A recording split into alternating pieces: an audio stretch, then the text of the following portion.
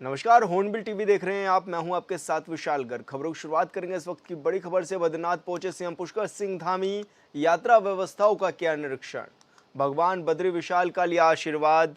तो बड़ी खबर आपको बता रहे हैं, जहां पर मुख्यमंत्री पुष्कर सिंह धामी बद्रीनाथ धाम में पहुंचे हुए हैं और ऐसे में उन्होंने यात्रा व्यवस्थाओं का निरीक्षण भी किया है। साथ ही मुख्यमंत्री पुष्कर सिंह धामी ने बाबा बद्री का आशीर्वाद भी लिया और राज्य की खुशहाली की कामना भी की। साथ ही यात्रियों से भी जाना कि किस तरह की परेशानी तो उनको नहीं हो पा रही है और क्या कुछ किया जा सकता है, उसके लिए भी अधिकारियों से भी चर्चा की मुख्यमंत्री पुष्कर सिंह धामी ने। और बड़ी संख्या में तीर्थयात्री इन दिनों चारधाम यात्रा में पहुंच रहे हैं और ऐसे में उत्तराखंड के मुखिया पुष्कर सिंह धामी खुद बद्रीनाथ धाम में पहुंचे हैं, जहां पर उन्होंने यात्रा व्यवस्थाओं का जायजा भी लिया है।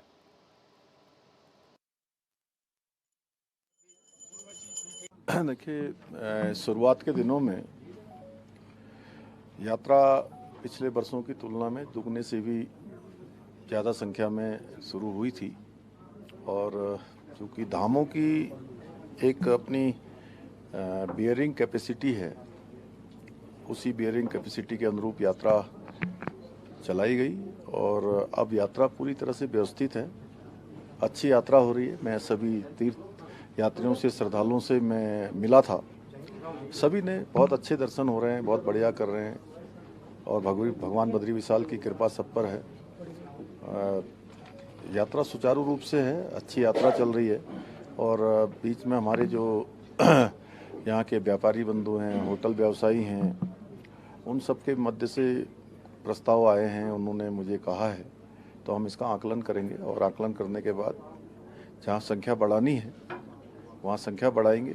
और बद्रीनाथ में चूँकि यहाँ की बियरिंग कैपेसिटी भी है, यहाँ पर होटल के लिए स्थान भी हैं, लोगों को सुविधा रहे, किसी प्रकार की असुविधा न हो, उनकी सुरक्षा रहे, यह हमारी प्राथमिकता है।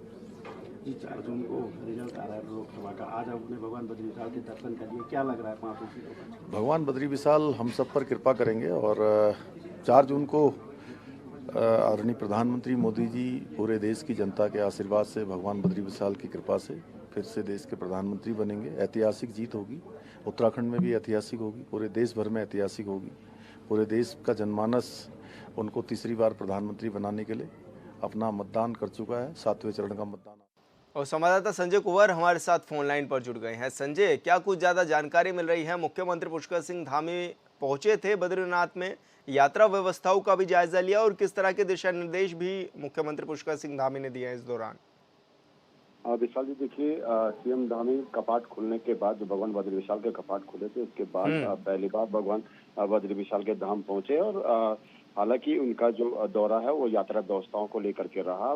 जबकि उनका जब बद्रीनाथ हेलीपैड पे जो बीकेटीसी के पदाधिकारी हैं, मंदिर समिति के अधिकारी के साथ जो जिला प्रशासन ने उनका स्वागत किया, उसके बाद सीधे सीएम धामी जो है यात्रा व्यवस्थाओं के मौका करने के लिए जो है बिल्कुल ग्राउंड जीरो पर पहुंचे और उन्होंने इस दौरान जो तीर्थयात्री थे सिंहद्वार के बाहर जो पंगतों में खड़े हुए पंक्तियों में दर्शनों के लिए, तो उनसे भी सीधे जो है संवाद स्थापित किया और उनसे बीकेटीसी द्वारा जो यात्रा दर्शन की व्यवस्थाएं की गई है उसके बारे में भी जानकारी मांगी और साथ ही जोशीमठ से लेकर बद्रीनाथ के बीच जितने भी होटल कारोबारी है, पर्यटन कारोबारी है, उनका भी प्रतिनिधिमंडल सीएम धामी से मिला। तीर्थ पंचायत जो पंडा पुरोहित है यहाँ के, वो भी उनके प्रतिनिधि भी सीएम धामी से मिले और सबने गुजारिश की कि बद्रीनाथ धाम की जो वहन क्षमता है वो काफी ज्यादा है और लिहाजा जो है अब जो ये एक पैच बना के रखा हुआ है कि सीमित संख्या में ही जो तीर्थयात्री जो बद्रीनाथ धाम पहुंच रहे हैं, तो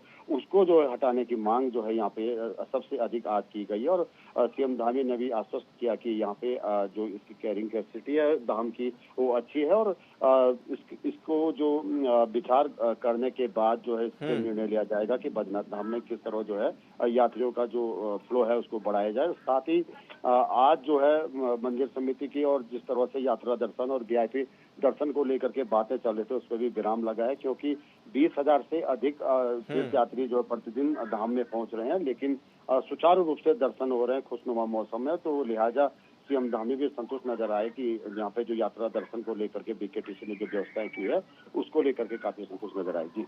अच्छा, स्थानीय लोगों से भी क्या मुख्यमंत्री पुष्कर सिंह धामी ने जब बातचीत की, तो जिस तरह से आप भी बता रहे हैं कि वो मांग कर रहे थे कि यात्रियों को रोका ना जाए, हालांकि रजिस्ट्रेशन अभी अनिवार्य कर रखे हैं हर किसी के लिए, तो संजय क्या माने कि ऐसे में बड़ी संख्या में जब वहां पर लोग पहुंच रहे, श्रद्धालु पहुंच रहे हैं, तो उनको किसी तरह की भी परेशानियों का सामना तो नहीं करना पड़ रहा?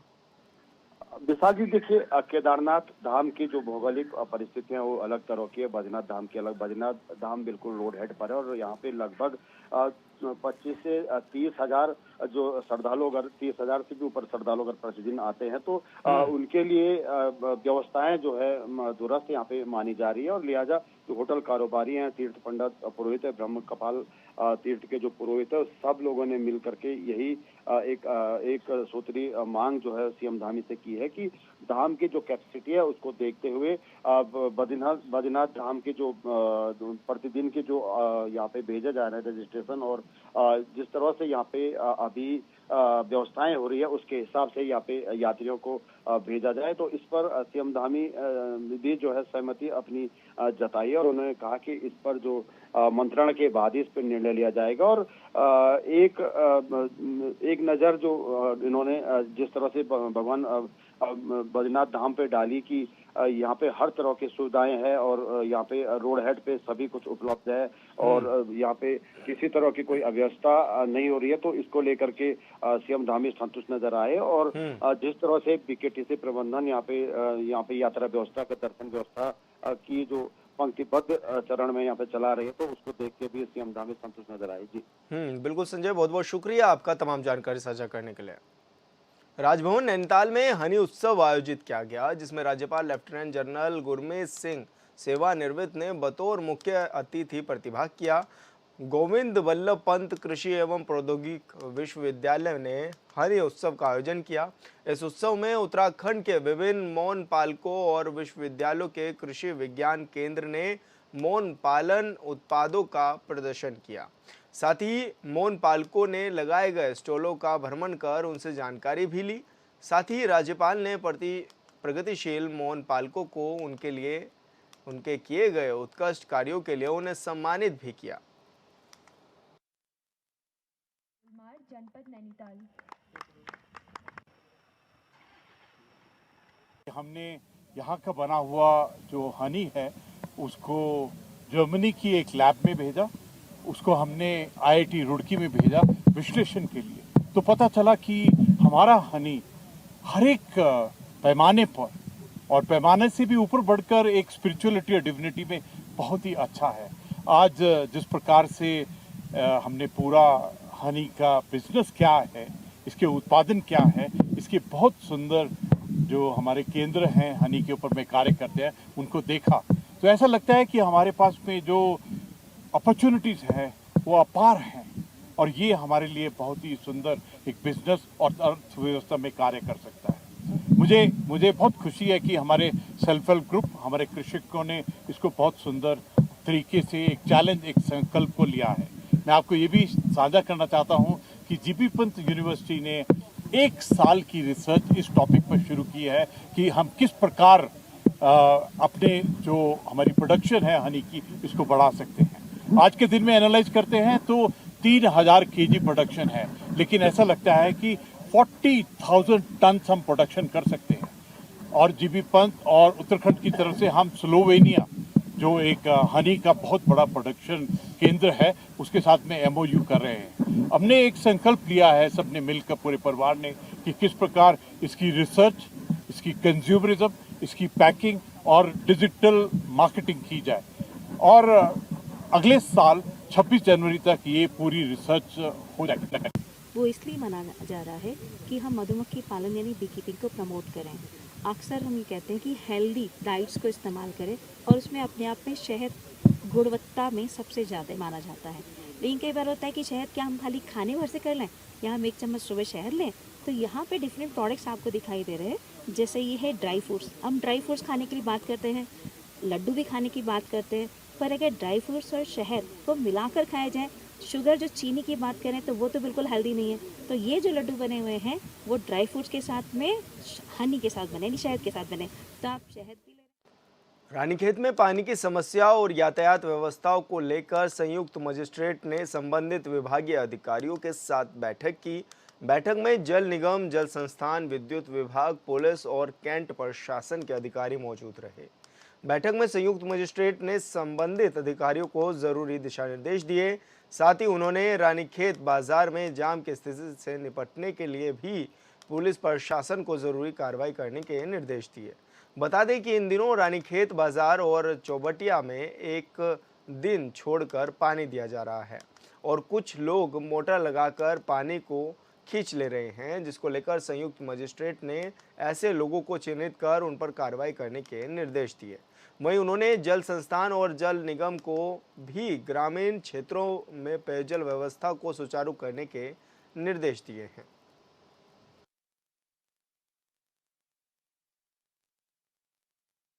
क्या समस्या आ रही है, तो कहीं पे अगर लाइन क्षतिग्रस्त है तो उनका रिपेयर हो जाए, कहीं पे अगर पानी कम आ रहा है तो क्यों आ रहा है, उसमें क्या कहते हैं कैसे हम उसको बढ़ा सकते हैं, उसको पूरी चर्चा की गई है। और दूसरी एक और चर्चा की गई कि जगह जगह लोगों ने अवैध तरीके से जो टुल्लू पंप और मोटर का संचालन किया हुआ है, उस चक्कर में पानी की समस्या और बढ़ती जा रही है। पानी वैसे ही कम है और बहुत से लोगों को वितरित किया जाना है, पर क्योंकि स्टार्टिंग में कुछ लोग मोटर चला देते हैं तो सारा पानी वो लोग खींच लेते हैं, तो इस चक्कर में जो आगे के लोग हैं उनको पानी वितरण नहीं हो पा रहा है। तो इसलिए हमारे द्वारा एक एनफोर्समेंट ड्राइव भी चलाई जाएगी, क्योंकि ये जो टुल्लू पंप अवैध रूप से लगाए गए हैं, बिना परमिशन के लगाए गए हैं, तो अगले सप्ताह एक पूरी एनफोर्समेंट ड्राइव चलाई जाएगी रानीखेत नगर क्षेत्र में भी और बाहर के क्षेत्र में भी जहाँ पे पानी की समस्या है। तो हमारे लोगों से आग्रह यही है कि खुद ही वो अपने टुल्लू पंप जो अवैध रूप से लगाए गए उनको हटा लें, वरना हमारे द्वारा जब एनफोर्समेंट ड्राइव चलाई जाएगी तो कोई ऐसा अवैध पाया जाता है तो फिर संपूर्ण कार्य। पौड़ी जिले में गर्मी बढ़ने के साथ ही ग्रामीण क्षेत्रों में पेयजल की किल्लत भी होने लगी है। मनिया रस्यू पट्टी की चिनवाड़ी डांडा पंपिंग योजना से बीते कई दिनों से पेयजल आपूर्ति न होने से नाराज ग्रामीणों ने विधायक से मुलाकात की। जिला पंचायत सदस्य संजय डबराल के नेतृत्व में परेशान ग्रामीणों ने विधायक को अपनी समस्या से अवगत कराया है, जिस पर संज्ञान लेते हुए विधायक ने अधिशासी अभियंता से फोन पर बात की। साथ ही उन्होंने दिशा निर्देश भी दिए। और वहीं सामाजिक कार्यकर्ता जगमोहन डांगी ने बताया है कि चिनवाड़ी डांडा पंपिंग योजना से 1 घंटा पानी देने के बाद भी तेजी से आपूर्ति बंद की जाती है। उन्होंने बताया कि घड़ियाल बाजार में जल संस्थान की तरफ से पानी टैंकर भेजा गया था, लेकिन उससे आधे घंटे बाजार को भी पर्याप्त में पानी नहीं मिल पाया है।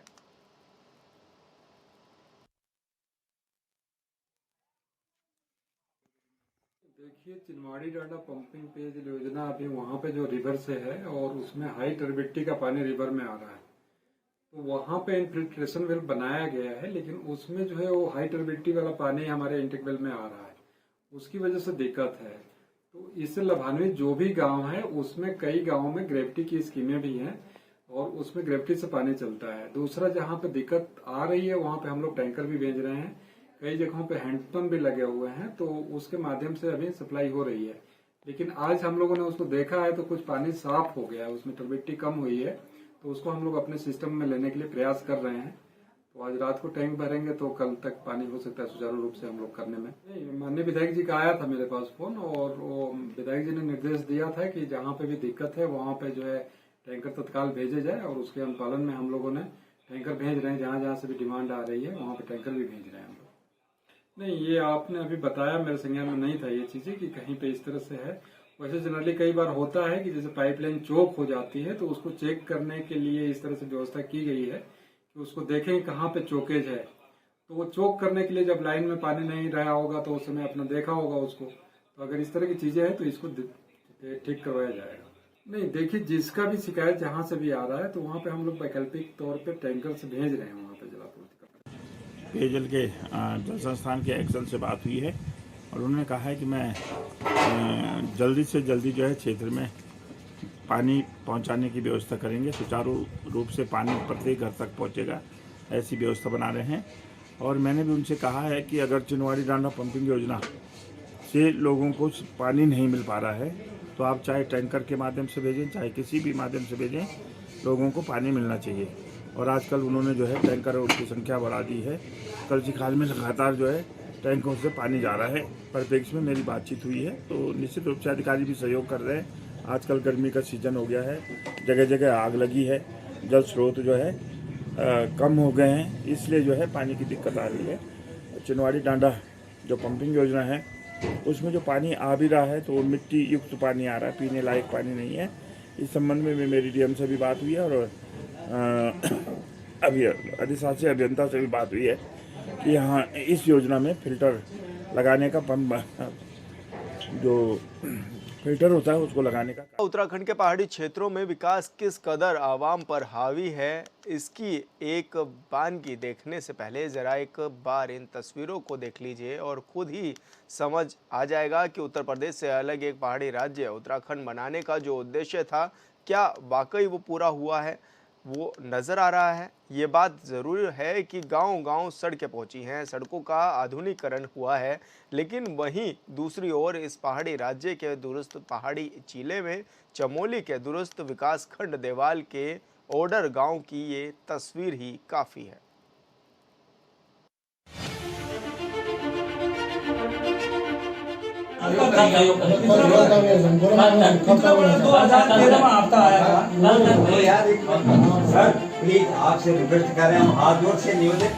उत्तराखंड के पहाड़ी जनपद चमोली के थराली की तस्वीरें देखने के बाद अंदाजा लगाना मुश्किल नहीं है कि यहाँ के ग्रामीण किस तरह से परेशानी का सामना कर रहे हैं।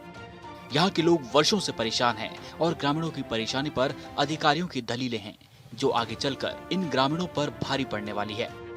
मौजूदा वक्त में मैदान से लेकर पहाड़ तक गर्मी की तपिश है, लिहाजा ग्लेशियर पिघलने की वजह से नदियों का जल स्तर बढ़ गया है। स्थानीय लोग बताते हैं कि 15 जून के बाद नदी का जल स्तर बढ़ता था, लेकिन इस बार 15 जून से पहले ही नदी में पानी के तेज बहाव, लिहाजा यहाँ के लोगों ने खुद से ही लकड़ी का पुल बनाया था, वह भी अब बहने की कगार पर है।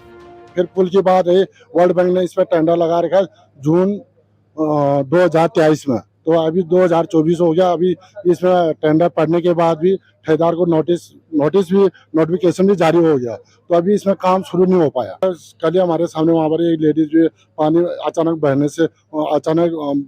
बढ़ने से वहाँ पर लोगों की आवाजाही में काफी परेशानी होगी सर। चमोली के थराली में ओडर गांव के ग्रामीण उफंती पिंडर नदी पर लकड़ी के पुल से जान जोखिम में डालकर सफर करने को मजबूर हैं। इन तस्वीरों को देखने के बाद सवाल उठता है कि क्या उत्तर प्रदेश से अलग एक पहाड़ी राज्य उत्तराखंड बनने का जो उद्देश्य था, क्या वाकई में वो पूरा हुआ है।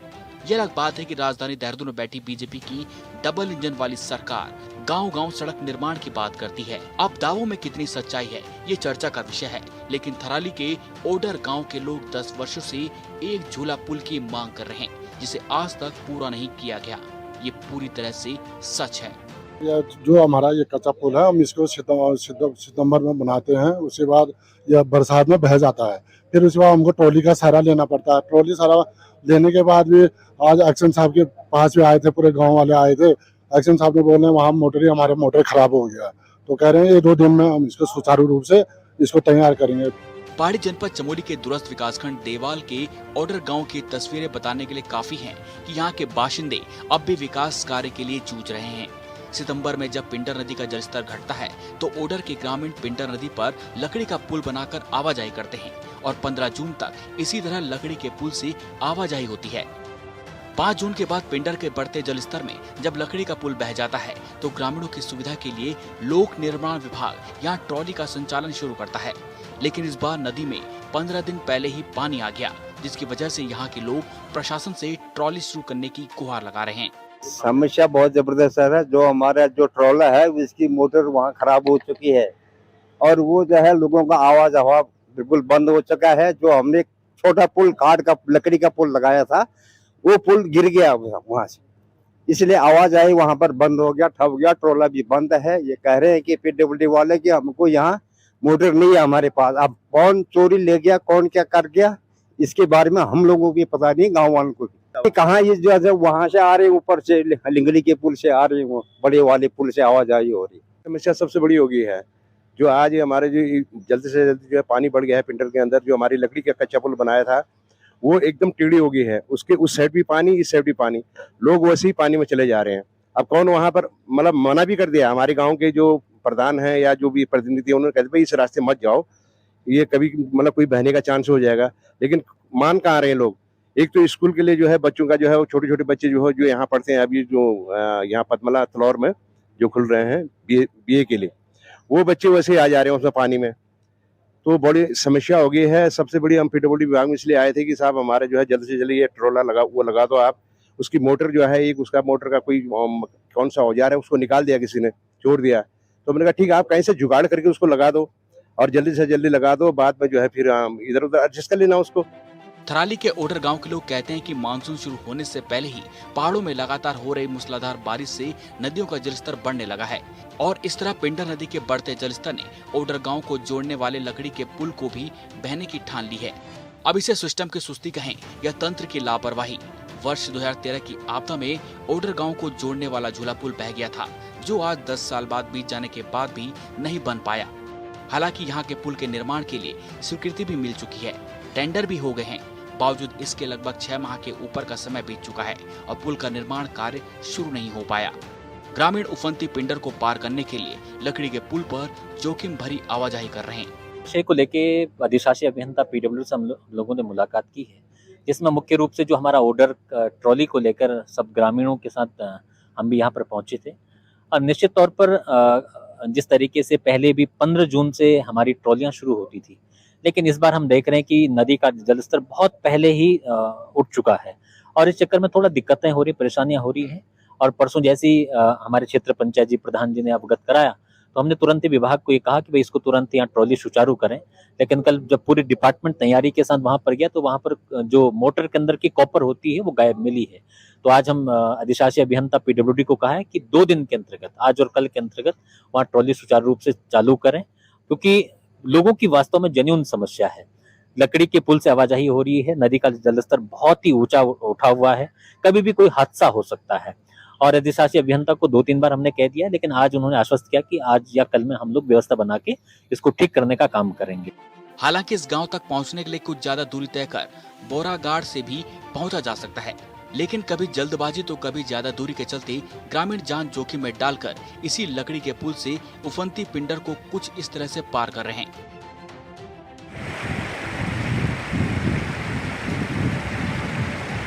ग्रामीणों ने ब्लॉक प्रमुख देवाल दर्शन दानू के नेतृत्व में लोक निर्माण विभाग के थराली दफ्तर पहुंच अधिशासी अभियंता से जल्द ट्रॉली का संचालन करने की मांग की है, लेकिन ट्रॉली की मोटर में दिक्कत आ रही है, क्योंकि लोक निर्माण विभाग की टीम जब मौके पर ट्रॉली का संचालन शुरू करने के लिए पहुंची तो ट्रॉली की मोटर के अंदर से काफर गायब मिली, जिसके चलते ट्रॉली का संचालन शुरू नहीं हो पाया। वैसे तो मोटर में आई तकनीकी खराबी को रिप्लेस करने में अधिक समय लग सकता है, लेकिन ग्रामीणों की सहूलियत के लिए फिलहाल लोक निर्माण विभाग की जुगाड़ तकनीक के जरिए जल्द से जल्द ट्रॉली का संचालन शुरू करने की कवायद में जुट गया है। हमारे पास जो ट्रॉली के लिए हमें जो शासन से अनुमति है वो है कि बरसात की अवधि के लिए कि 15 जून से हम 15 सितंबर तक चलाते हैं और उसकी हमने निविदा भी आमंत्रित कर रखी है। हम मतलब सामान्य परिस्थिति में 15 जून से चला देते हैं, लेकिन चूँकि इस बार जो बारिश बहुत ज़्यादा हो रही है, मई से ही लगभग 15 मई से बारिश की आ रही, तो जैसे भी गाँव वाले बताया जलस्तर बढ़ गया है, तो हम उसको वैकल्पिक रूप में फिलहाल हम चलाने के प्रयास कर रहे हैं। उसको कोशिश करते हैं कि एक मतलब बहुत जल्दी उसको चलाने के हम प्रयास करेंगे, जितना जल्दी चल जाए तो उसको ट्रॉली चला दें। फिलहाल की बात कल भी हमने उसको कराया था तो मोटर में थोड़ा प्रॉब्लम रही है, तो हम उसकी वैकल्पिक व्यवस्था कर रहे हैं मोटर की, तो तब तक उसको वैकल्पिक व्यवस्था चलाते हैं, कोशिश करते हैं कि बहुत जल्दी उसको चला दें। चलाते तो 15 जून से ही हो, लेकिन साहब चूँकि थोड़ा पानी का जलस्तर बढ़ रहा है तो उन्हीं की मांग को दृष्टिगत रखते हुए उसको बहुत जल्दी चलाने का प्रयास करें। 2013 के आपदा में इस गांव तक पहुंचने वाला झूला पुल बह गया था और तब से लेकर अब तक पुल निर्माण की मांग की जा रही है। टेंडर हो गया, लेकिन ठेकेदार ने काम शुरू नहीं किया। इसके लिए जिम्मेदार कौन है, ये भी कोई बताने को तैयार नहीं होता, सिर्फ दलीलें दी जाती है। ऐसे में देखने वाली बात होगी कि आखिर जान जोखिम में डालकर आवाजाही को मजबूत इन ग्रामीणों की सहूलियत के लिए फिलहाल लोक निर्माण विभाग इतनी फुर्ती से ट्रॉली का संचालन कर पाता है। Bureau report, hornbill TV.